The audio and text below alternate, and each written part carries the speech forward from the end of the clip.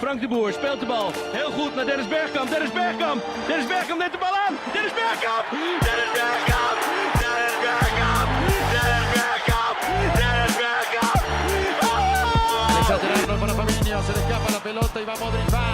Señoras y señores, va Modric. Va. Habilita a Vinicius. Va Vinicius. Vino para Benzema.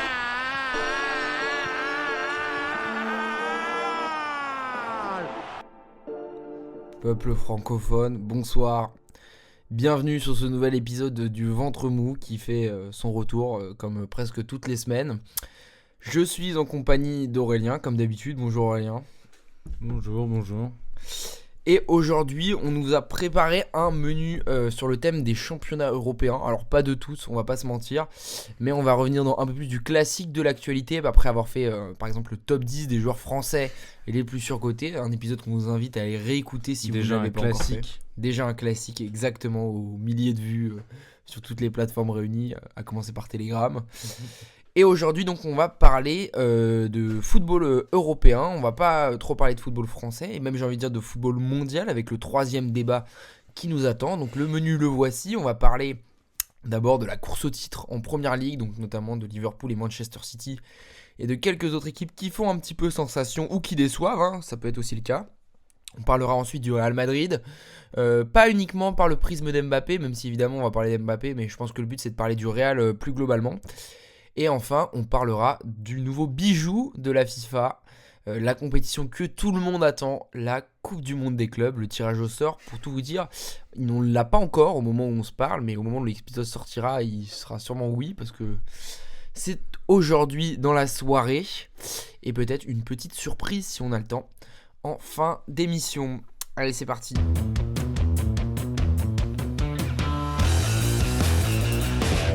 Alors, le premier débat du jour, il va porter sur la course du titre en Angleterre, entre Liverpool et puis éventuellement les autres, parce que oui, Liverpool a bien pris le large.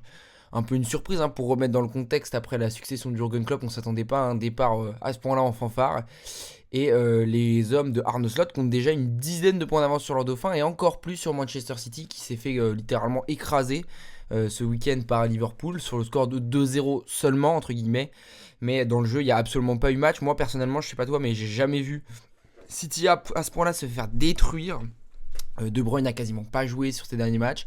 Alors hier, ils ont joué City, ils ont gagné 3-0, notamment avec un De Bruyne étincelant, mais c'est un peu en trompe-l'œil, c'était contre une équipe de bas de tableau et ça ne malheureusement bonifie pas tellement le bilan. Alors que Liverpool est assez exceptionnel. C'est quoi un peu ta take, toi, sur le championnat anglais ? En fait, c'est marrant parce qu'on a connu un City tellement historique et surpuissant que là, le niveau qu'ils ont, nous on le voit et c'est normal, comme une vraie crise, tu vois. Et d'ailleurs, eux ils le ressentent comme ça, hein. Tu vois, Pep Guardiola, t'as l'impression qu'il voit l'apocalypse et tout, quoi. Mais en même temps, c'est vrai que c'est ce que t'as dit, le match face à Liverpool, il est symbolique d'une période qui est catastrophique et qui est jamais vue depuis, tu vois, depuis qu'on est entré dans cette grande période de Manchester City.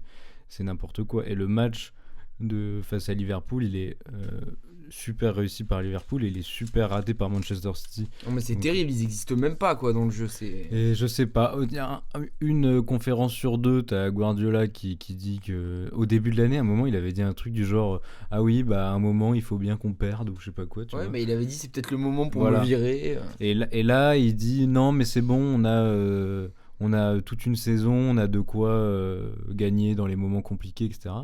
Mais bah moi je vois pas trop ce qui pourrait changer. On est déjà bien rentré dans la saison et ça ne marche pas avec ils ont tous les cadres qui reviennent peu à peu et c'était pas ça le problème. Donc non, je trouve que Liverpool, moi je suis très content effectivement que ça tourne aussi vite, que ça aille bien aussi vite. Quand ils avaient fait toute la grande vague de recrutement il y a 2 ans, on avait dit que ça allait prendre un peu de temps, on était assez confiants, etc. Par contre le départ de Jürgen Klopp, ça avait été un peu surprenant. Moi, je pensais effectivement, je m'étais dit, ok, nouveau cycle à Liverpool, nouveaux joueurs, Nunez, McAllister, Gakpo, etc. on entre dans une nouvelle phase, mais je me disais ça va être accompagné par Jürgen Klopp, donc je faisais encore plus confiance, tu vois, je me disais il refait comme quand il avait fait ses premiers recrutements à son arrivée, Mané, etc. Mais quand il est parti, je me suis dit oula, attention, surprise, et c'est vrai qu'au final Slot il s'en sort super bien. Bah ouais, quoi. en plus pour Liverpool, on avait un peu l'exemple de la succession de Sir Alex Ferguson à United qui a été une catastrophe. Bah d'ailleurs, il n'y a toujours pas eu une bonne situation à United depuis. Et c'est vrai que même sans aller jusqu'à cet exemple assez extrême, moi j'avais du mal à imaginer que ça fonctionne aussi bien, surtout avec un entraîneur comme Slot qui est un entraîneur hyper prometteur au moment où il signe, mais qui est pas un mec hyper confirmé non plus, quoi. Il est entraîné au PSV, je crois, je sais plus, PSV ou Feyenoord, mais voilà, il avait un bon début de carrière d'entraîneur, il avait entraîné à Twente notamment, mais bon voilà. Et finalement, c'est assez ouf, quoi. Le niveau de jeu, il est prodigieux, notamment de Salah, mais ça, je pense qu'on en reparlera juste après. Globalement, t'as des mecs, bah, sans dire qu'ils sont à leur prime, ils sont en tout cas très très proches de leur meilleur niveau. Van Dijk qui fait une saison de ouf, Trent c'est magnifique, Robertson de l'autre côté aussi. Au milieu de terrain, t'as des mecs qui se révèlent vraiment. Gravenberch qui a franchi un palier, Gakpo exceptionnel, qui avait longtemps été très moyen sous le maillot de Liverpool, là qui est revenu très en forme. Même Gravenbeck, hein. En fait c'est drôle, c'est que Gravenbeck, Gakpo et avaient aussi, t'avais l'impression que justement ils avaient du mal peut-être avec Jürgen Klopp. Et c'est l'avantage, même si on aime beaucoup Jürgen Klopp ici, c'est l'avantage aussi d'un nouveau coach, c'est qu'il apporte un nouveau regard sur les joueurs. Et c'est ce que tu as dit, il a aussi réussi à continuer à ce que les grands cadres performent, même d'autant plus. Van Dijk qui fait une saison comme il n'a pas fait depuis 2-3 ans. Salah, c'est encore mieux que d'habitude. Et Robertson aussi, qui je trouve est particulièrement brillant cette saison, là où d'habitude, il est peut-être ces dernières années, il est un peu plus en dessous. Un peu plus discret en tout cas, là c'est vrai que c'est impressionnant. Ouais, c'est sûr. Et puis après, pour parler de la concurrence par rapport à City, tu disais Guardiola il dit qu'on va finir par gagner, etc. Moi, non, mais moi je veux bien l'entendre. Je veux bien croire que City va redevenir très fort cette saison et tout. Mais là, l'écart il est fait, quoi. Ça veut dire que maintenant c'est dans les mains de Liverpool. Si Liverpool ils peuvent baisser un tout petit peu de rythme, mais si entre guillemets ils s'effondrent pas, j'ai du mal à voir qui va revenir parce que là on peut en parler aussi des autres prétendants. Le deuxième c'est Chelsea. Moi j'ai beaucoup regardé Chelsea, j'aime beaucoup cette équipe, j'aime beaucoup ce club, etc. Et c'est vraiment très très bon depuis le début de saison. Mais pas de là à aller concurrencer Liverpool. Et Arsenal, on n'en parle pas, mais on reste quand même un peu sur notre fin. Je sais pas ce que t'en penses. Ils ont autant de points que Chelsea déjà, voilà, c'est pour dire. Et puis on les attendait comme un vrai prétendant au titre. Pour l'instant, ils sont quoi ? Ils sont à 9 points de Liverpool, je crois. Ils sont pas dans le coup pour l'instant. Donc j'ai un peu de mal à voir qui va aller chercher Liverpool. Franchement, ça me paraît compliqué, hein. En fait, Arsenal, en plus, ils ont une position chiante où tu as l'impression qu'ils sont en train de trouver leur rythme dans ce côté éternel second, quoi. Mais j'allais dire comme l'a été Liverpool, mais en même temps non, parce que Liverpool, s'ils ont été deuxième sous Jürgen Klopp quasi tout le temps pendant 10 ans, c'est parce qu'il y avait la meilleure équipe de Première Ligue de l'histoire, c'est-à-dire le Manchester City de Pep Guardiola. Et là, Arsenal, c'est vrai que ça fait 2 ans, c'était pareil l'année dernière et l'année d'avant aussi. Mais il y a 2 ans, on s'était dit ils avancent, ça va aller mieux l'année d'après. L'année dernière, ça aurait dû être l'année du titre, ils se sont chiés dessus à la mi-année.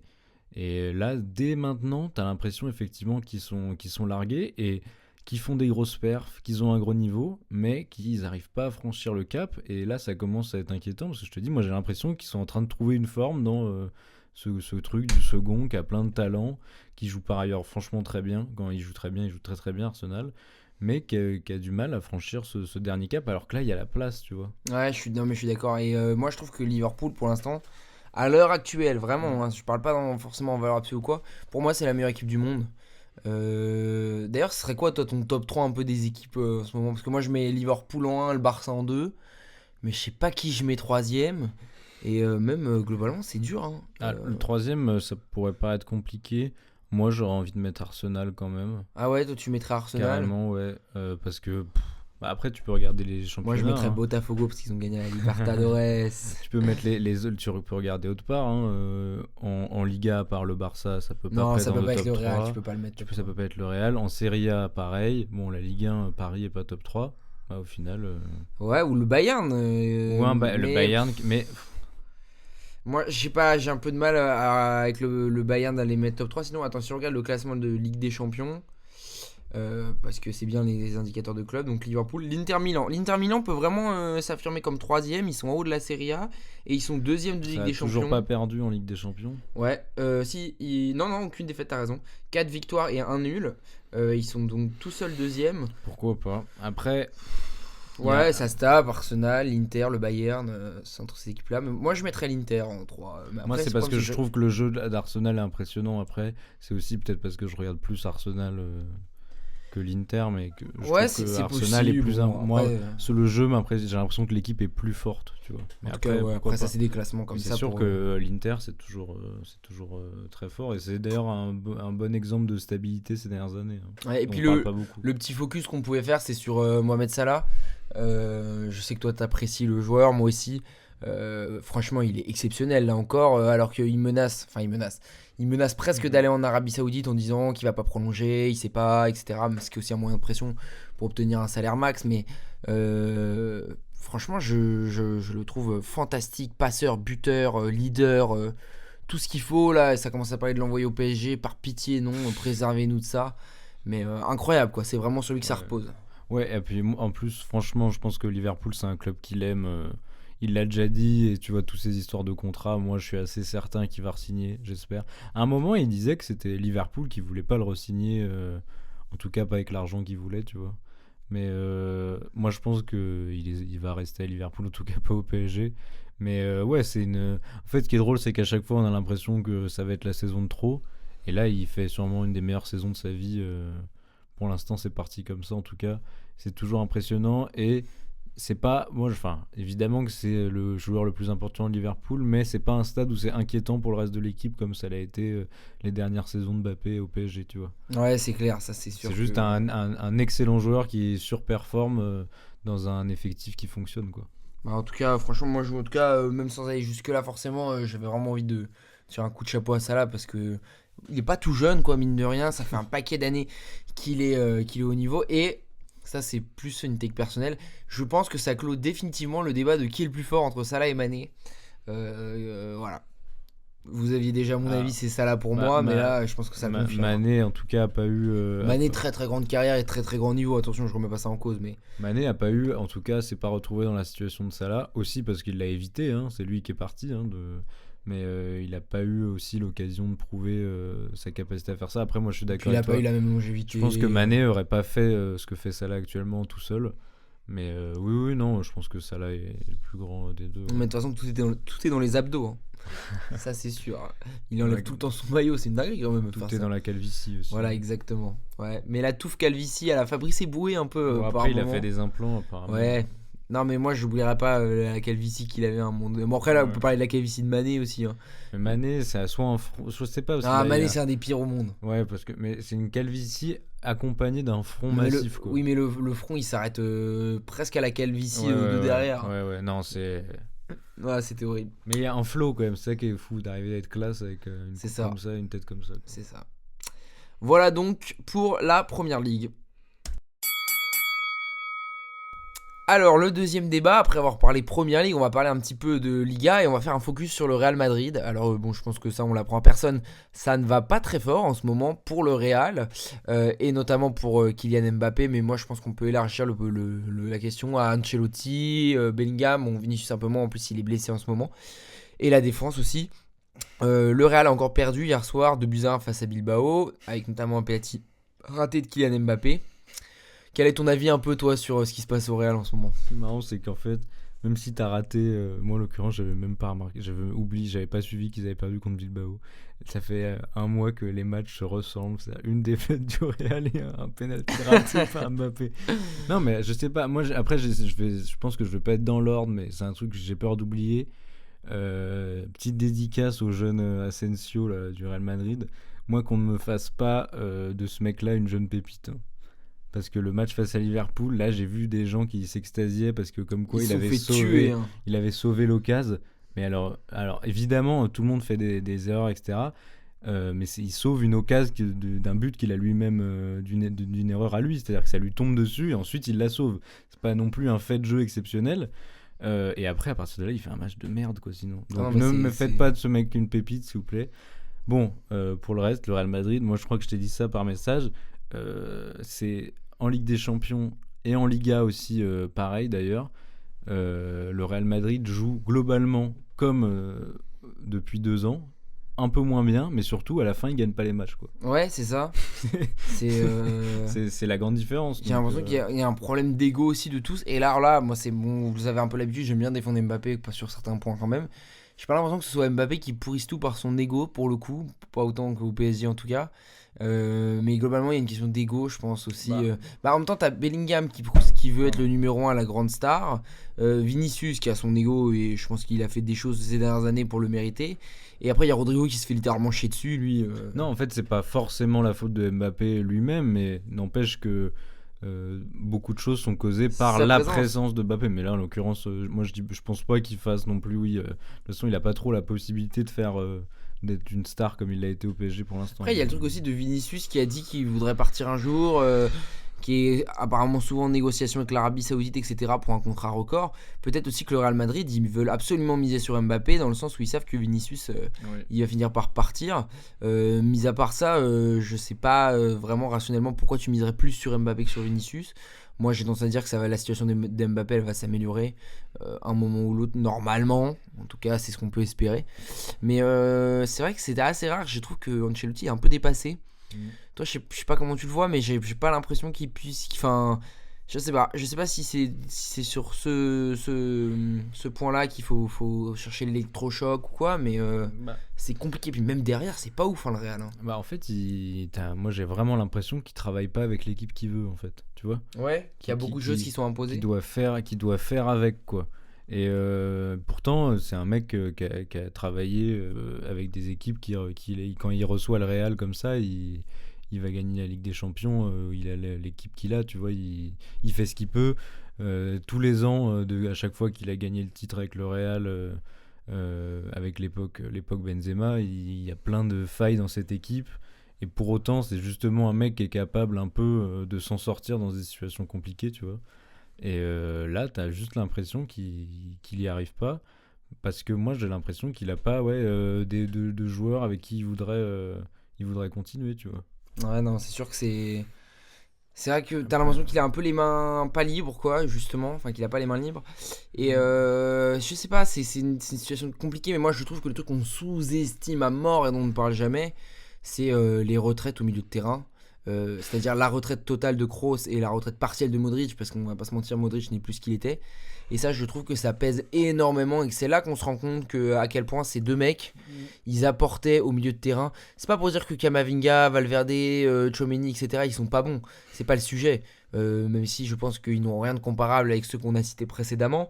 C'est l'idée de dire qu'ils avaient des milieux de terrain exceptionnels qui te permettaient aussi ce jeu de déséquilibre où, comme tu disais, même quand ça joue mal, ça gagne. Et t'as pas les mêmes tueurs devant. T'as pas des mecs forcément hyper solides derrière, hein, quoi qu'on en dise. Et tu vois que tu as Vasquez à droite, bon, etc. Et puis Courtois, il peut pas faire des miracles tout le temps non plus, donc c'est compliqué pour le Real. Hein. Pardon, j'ai des flashs du coup, parce que tu as dit la défense. Et moi, je suis désolé, il y a un autre mec dont il faut parler, c'est Rudiger. Hein. Ouais, compliqué. Hein. Bah, Puis ils sont enfin, tous blessés, oh tout là le temps, là, mais- Militao. Rudiger, le gars a toujours été un personnage, etc. Mais là, moi, j'ai vraiment l'impression qu'il vit que grâce au fait que il est énervé, quoi. Ouais. Mais et Il y puis a un t'as peu- raison, Militao, ça se blesse, alors que ça Là-bas aussi, tout le ça temps pourrait être blessé. utile. Là-bas, ça fait longtemps maintenant. Il y a des matchs où c'est Valero qui joue en défense centrale, il y a Tchouaméni qui joue en défense centrale. Enfin, je trouve pas ça digne n'est pas le terme, mais je vais quand même l'utiliser. Je trouve pas ça digne du Real Madrid, de ce que c'est, de cette institution, d'être sans cesse à faire du bricolage, etc. Même à gauche, on sait pas trop où ils veulent en venir. Ferland Mendy, c'est pas mal, mais c'est pas incroyable non plus. Fran Garcia, c'est très léger. C'est bizarre. En fait, c'est marrant parce que en réalité, alors qu'on pensait complètement l'inverse, en tout cas, moi, c'est comme ça que je le sentais à l'époque, jusqu'à il y a 2 ans, et ben juste la transition, et elle est pas réussie, en fait, c'est tout. C'est ça. C'est Même que- si alors ils qu'ils sont ont pas fait définitifs. non, bien sûr, mais ils avaient justement signé des mecs avant que tous leurs piliers se barrent aussi pour les former, etc. Et au final, tu peux pas. C'est ce que tu as dit au milieu de terrain. Malheureusement, en fait, En tout cas, ça se fait pas d'un coup. En fait, tu peux pas passer de Kroos et Modric alors que on les a critiqués parce qu'ils galéraient sur certains points. Tu peux pas les dégager comme ça. En plus, par ailleurs, Camavinga est pas dans sa meilleure forme, etc. Tu peux pas les remplacer comme ça. Et derrière, c'est pareil, c'est une cata, quoi. Et effectivement, Courtois, putain, l'exemple du match face à Liverpool, là, c'est le nombre de trucs qui sort, c'est quand même Ouais. ridicule, quoi. Ouais, mais je C'est- trouve que t'empiles aussi les attaquants. Enfin, moi, je trouve que Oui. l'effectif est mal construit. Dans le sens où devant, t'as un tas de mecs. T'en as qui jouent pas, Arda Güler, Hendrick, etc. Et là où sur d'autres postes qui sont tout aussi clés, même si peut-être un peu moins visibles, t'as pas assez de joueurs, etc. Enfin, je sais pas. Après, ça se trouve, le Real, ils vont gagner avec des champions. Hein. Ils ont déjà fait un Ligue des champions n'étant pas la meilleure équipe. Mais là, il me semble être dans une situation où il est pas facile de sortir. Et dont, en fait, c'est pas comme s'il y avait un levier précis. Je pense que c'est une accumulation de facteurs négatifs. Et en ce sens, je suis un peu inquiet à court terme pour le Real. À long terme, je dirais que ça va encore. Je suis pas trop inquiet. Mais à voir comment ça va se passer. Mais Mbappé, il faut absolument qu'il retrouve sa confiance. Là, il a la tête à l'envers, c'est pas possible. Mais je pense pas que ce soit en s'acharnant sur lui qu'il va retrouver son niveau. Mais bon, ça a l'air de faire plaisir à beaucoup de monde cette situation. Donc après, ça va, chacun fait comme il veut, le soutenir ou pas. Ça, c'est vraiment libre à chacun. Mais moi, non seulement je pense, mais surtout j'espère que il va retrouver un bien meilleur niveau que ça. Et après, faut pas oublier qu'il y a un gros truc qui est sur la balance. Moi, en général, je trouve que c'est inutile, mais là, en l'occurrence, pourquoi pas, c'est un départ d'Ancelotti, dont il avait été question il y a 2 ans, justement, et qui avait été un peu mis sous le tapis, mais qui, là, en l'occurrence, serait pas déconnant. Le mec a fait plusieurs années, ça fonctionne plus trop. Si lui a envie de partir, moi, je dis pourquoi pas. Souvent, je trouve que c'est précipité et que ça marche Bah, pas. moi je dirais pas en Mais cours de là, saison et je dirais pourquoi pas cet été, mais à voir aussi qui tu ramènes à la place. Si tu oui. ramènes Xabi Alonso, pourquoi pas repartir sur un nouveau cycle. Je vois pas forcément d'inconvénient. Surtout qu'on verra le cas Vinicius. Mais ouais, en vrai, je suis plutôt d'accord avec toi sur le principe. Pourquoi pas Ancelotti, mais disons que tu sais ce que tu perds, tu sais pas ce que tu gagnes. Donc il faut quand même bien peser le pour et le contre. C'est pas une décision facile à prendre. Voilà pour le Real Madrid. Et on va passer sur notre troisième plat du jour qui va donc concerner le tout nouveau format de la Coupe du Monde des clubs. À l'heure où on se parle, n'a pas encore eu lieu le tirage au sort, mais aura lieu au moment où ce sera publié, des groupes, pardon, pas des chapeaux, de la Coupe du Monde des clubs, tout nouveau format, 32 équipes qui aura lieu à partir du 13 juin jusqu'à mi-juillet, cet été. On avait envie d'en parler pour dire que c'est absolument de la merde. Voilà, globalement. Mais avant de rentrer dans les détails, voici la présentation donc, de la compétition pour ceux qui n'ont pas suivi. Donc ça va être une sorte de grande répétition de la Coupe du Monde 2026 qui aura lieu aux États-Unis dans 12 stades, parmi lesquels celui de Washington, Philadelphie, New York, Charlotte, Orlando, Miami, Atlanta, Nashville, Cincinnati, Seattle et Los Angeles. Pour la plupart, c'est des très grands stades et donc le but c'est de se préparer à la Coupe du Monde. Ça va faire un total de 63 matchs, en fait c'est comme une Coupe du Monde. Et donc ça réunit 32 équipes, dont, si je ne m'abuse, 12 équipes européennes. On retrouvera seulement le PSG pour les clubs français et plusieurs grands noms du football européen. À quoi s'ajoute tout un tas d'équipes qu'on a très envie de suivre. On a des équipes brésiliennes, alors ça c'est plutôt des grands clubs, Botafogo qui a gagné la Copa Libertadores, Flamengo, Fluminense, Palmeiras, etc. On a River Plate et Boca Juniors d'Argentine. Et puis après on a des équipes Ulsan HD de Corée du Sud, Al Ain des Émirats Arabes Unis, les Urawa Red Diamonds pour le championnat japonais, Al Hilal pour le championnat saoudien, Al Ahly qui est en Égypte, on aura le Mamelodi Sundowns en Afrique du Sud, l'Espérance Tunis, le Wydad Casablanca, Monterrey, Pachuca, Seattle, Auckland de Nouvelle-Zélande, enfin en gros n'importe quoi. Genre on a mélangé toutes des équipes et le principe c'est de dire voilà donc la Ligue des Champions, je parle pas forcément de ces éditions en particulier mais en général la Ligue des Champions elle va se terminer début juin, on va avoir une équipe qui va être on va pas faire comme au NBA à dire World Champion alors qu'ils le sont pas mais qui va être championne d'Europe en ayant le statut de meilleure équipe du monde sans contestation et puis on va lui dire ouais mais non en fait parce que tu vas aller jouer contre le deuxième du championnat japonais en plein été à l'autre bout du monde avec je ne sais pas quelle équipe tu vas envoyer et peut-être qu'en fait ce sera pas toi le champion du monde des clubs. Donc voilà, c'est un moyen de faire des matchs, de faire du blé, mais qui veut de cette compétition quoi. Genre, l'UEFA en veut pas. C'est vraiment juste la FIFA. Et après, les clubs en veulent pas, les joueurs en veulent pas, les supporters en veulent pas, les diffuseurs en veulent pas. Ça sera gratuit sur DAZN. Donc, moi, à mon avis, je sais même pas s'il faut développer. C'est vraiment que c'est de la merde, quoi. Ouais, c'est-à-dire que c'est cool parce que tu vas pouvoir regarder la Ligue des Champions avec toutes les équipes intéressantes en moins, mais Pachuca Seattle en Ouais. juin. Je pense qu'il n'y a pas grand-chose à Coup dire. d'envoi Alors, 4h du matin. Hein, les après, matchs. ils espèrent remplir leur stade. J'avoue que j'en suis pas sûr parce qu'ils sont quand même très gros leur stade. Bah, ça dépend pour quel match, quoi. Pour Real Seattle, oui, ok, mais pour Pachuca contre Casablanca. Bon, alors au moins, on regardera les Urawarez parce qu'il y a Kagawa qui a fait pousser sa barbe. Voilà. Mais bon, non, mais c'est n'importe quoi, ça n'a aucun sens. C'est déjà qu'on se plaint pour. C'est le seul moment mi-juin, mi-juillet où les Voilà. gens ils peuvent se reposer et couper parce qu'après il y a la prépa physique qui commence. Donc c'est n'importe quoi. Et- Enfin, je suis désolé, nous on passe notre temps à se plaindre des matchs à la con qu'on fait en équipe nationale. Si en plus on rajoute des trucs qui ont vraiment aucune justification, parce que déjà ils leur font avaler des couleuvres pour jouer des Ligues des Nations bis ou je sais pas quoi, en disant que c'est pour tester, etc. À la limite, là ça n'a aucun sens. Je sais pas comment c'est possible que ça existe. J'espère que ça se reproduira pas. Et non, je peux pas regarder du tout. Non, mais c'est horrible. Moi non plus, je vais absolument pas regarder.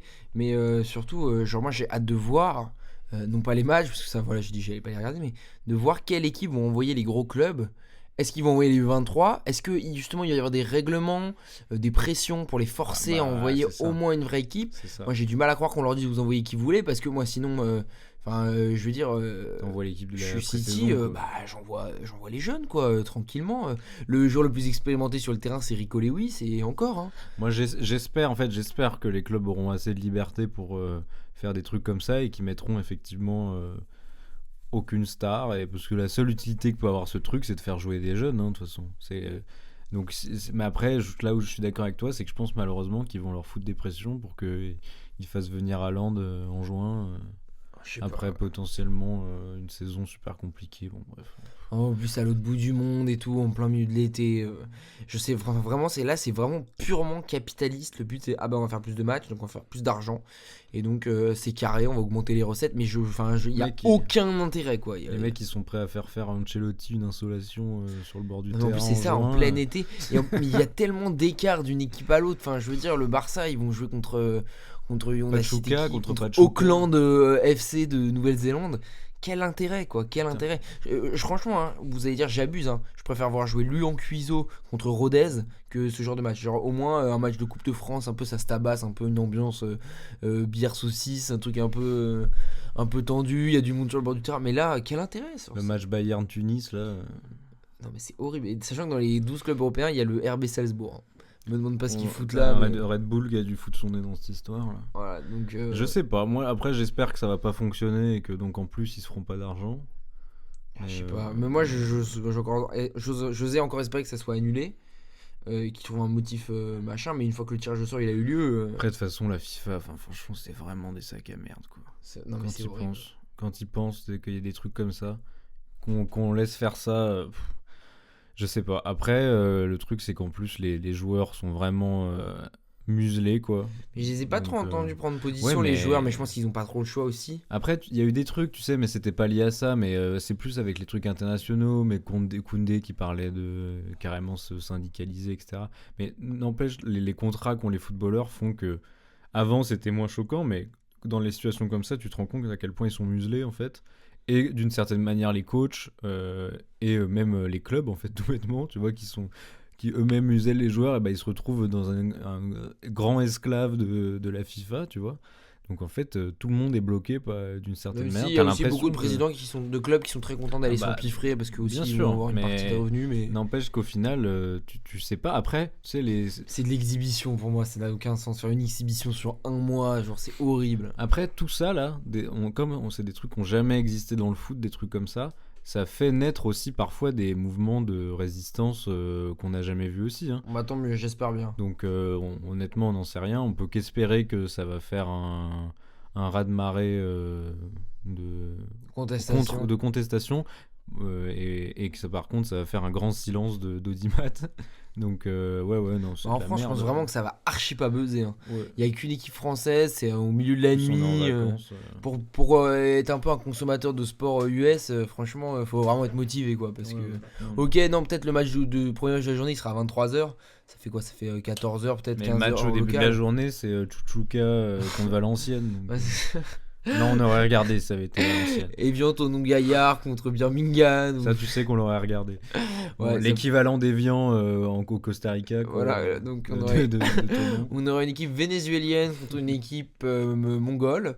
Donc bon courage pour les spectateurs qui j'espère ne vont pas avoir trop chaud car la boisson rafraîchissante sucrée est à 7,50$ premier Mais prix. tu vois, là où c'est con, c'est que en plus, si t'es intéressé par les clubs des autres pays, tu vois, les Urawa Reds, bah tu regardes le championnat japonais, quoi. Enfin, Non mais surtout, l'Amérique du personne Sud, n'est pareil. intéressé par les Urawa Reds avec tout le respect. Non, mais moi, en plus, je me dis, ça n'a aucun intérêt parce que, enfin, c'est vraiment un fantasme bizarre de se dire, ah, je veux voir telle équipe d'Amérique du Sud affronter une équipe qu'elle affrontera jamais. Tu vois, en fait, ça marche pas parce que c'est dans des contextes où Non mais sinon tu l'as fait tout sur le monde FIFA. s'en fout, quoi. Oui, non, sur FIFA, les mecs, ils sont pas fatigués, quoi. Ouais, c'est ça.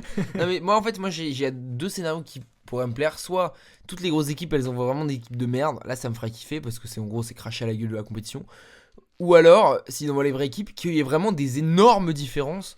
Mais ce que je pense pas, parce que je pense que même si City, par exemple, ils envoient la vraie équipe, ils vont faire exprès de jouer sur un rythme assez faible. Les joueurs, ils seront pas en forme, ils seront en début de prépa. Tranquillement, tu vois, ils vont gagner 2-0, ils vont faire tourner. Mais sinon, moi, ce que je veux, c'est qu'il y ait des 9-0, des 11-0.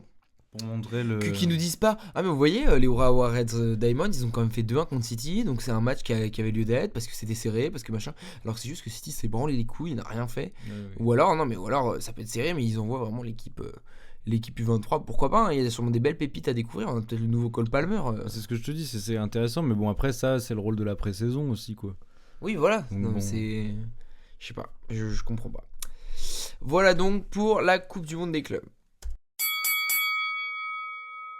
Alors, pour finir cet épisode, on va faire le petit jeu de la fiche Wikipédia où chacun de notre tour, on va lire des éléments de la fiche Wikipédia d'un joueur pour le faire deviner. Évidemment, c'est avec des indices de plus en plus tangibles, on va dire, pour rapprocher de la vérité. On va pas commencer en disant son club actuel. Et donc, le but, c'est d'essayer de deviner. Alors, c'est parti, je commence. Mon nom de famille commence par Veiga, mais je ne suis pas connu par ce nom-là. Je suis né dans une capitale européenne de la moitié sud, même du sud-ouest, et même encore plus précisément de la péninsule ibérique. Bien sûr, tu m'arrêtes quand tu penses l'avoir trouvé. Je joue plutôt au milieu de terrain. Je fais 1m73, pardon. Je suis né le 10 août 1994, donc j'ai 30 ans. Donc j'ai dit dans une capitale européenne. Et Il a 30 ans. ouais. Et j'ai commencé dans le club le plus connu de cette ville, qui est un gros club européen, mais qui n'est pas top 10. C'est-à-dire que historiquement, c'est un très gros club. Actuellement, c'est un gros club. Donc d'une capitale de la péninsule ibérique, donc il n'y en a pas 50. Mais je suis pas tout en haut. Voilà, je suis pas de calibre Bayern Munich, par exemple. Qu'est-ce que je peux donner comme information suivante? Coquet. Non, c'est pas Coquet.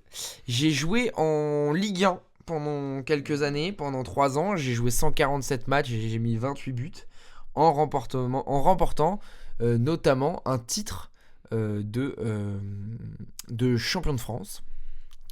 En ayant bien sûr un rôle très important. Aujourd'hui, je joue en Première Ligue. Il se pourrait que mon club actuel ait été cité précédemment dans un des thèmes de la vidéo. Je suis un joueur important. Dans ma sélection, j'ai côtoyé un des 2 plus grands joueurs de l'histoire, mais peut-être pas le premier. J'ai joué avec les moins de 19 ans du Portugal, avec les espoirs du Portugal, et j'ai aujourd'hui 98 sélections avec les A. Si je devais décrire un petit peu sur FIFA, je suis pas un joueur hyper méta, genre hyper prisé des joueurs parce que je suis pas forcément hyper rapide et j'ai un petit gabarit. C'est Bernardo. Bernardo Silva. C'est quoi son vrai nom? qui s'appelle Et ça m'a niqué parce qu'en fait, pendant longtemps, je me disais, je cherchais un surnom. Tu sais. Bernardo Mota Veiga Ah, de putain, Carvalho c'est bien, da ça. Silva. Ouais, parce qu'en fait, moi, ça m'a complètement faussé. Donc, tu vois, très vite, je me suis dit, d'accord, c'est un mec qui a été à Monaco. Ok, c'est un mec de. genre un Mourinho, Bah, un Moutinho. ouais, c'est ça. Je cherchais un mec avec une sorte de surnom à la con. Et en fait, ouais, putain, parce que. Ah, c'est bien ça, le surnom. Ouais, bah après, moi j'ai fait Et dans donc, l'ordre de la fiche Wikipédia, mais Putain.